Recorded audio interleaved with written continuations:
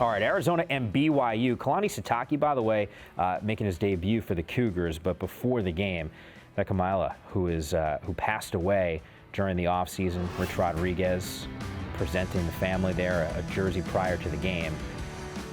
Certainly when we were down there for a training camp tour, there was still a lot of conversation going on about Zach and really what he meant to that program.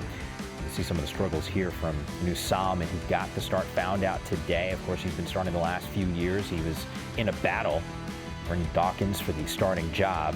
And guys, he had some issues in the early going. You can see the frustration there. Normally cool, calm, and collected. 213 passing yards, 2 picks. Yeah.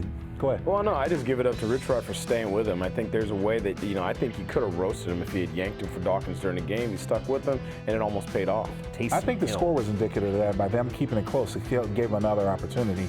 And, of course, it paid off when you have a running back like Nick Wilson do this. This will help when your team's down 15-3. Nick Wilson, the afterburners, were on 25th career touchdown. That is 6th all-time in school history in terms of those rushing TDs. There's that man again. 17 carries for Wilson. Busting off this one, 138 yards and 2 touchdowns. Wildcats, though, would miss the 2-point conversion, up by 1. Under 10 seconds to go. All start called against BYU. 5-yard penalty.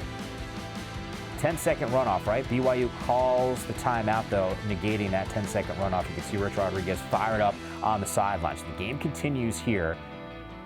Jake Oldroyd, his first career field goal attempt, buries it from 33 yards. A heartbreaker for Arizona as you take a look at Kalani Sitake. He spent plenty of years at Utah. Kyle Whittingham is their defensive coordinator. Last year he was on Oregon State staff and then taking the job there. So congrats to a guy with some Pac-12 ties. But Rich Rodriguez loses a season opener for the first time with the Wildcats.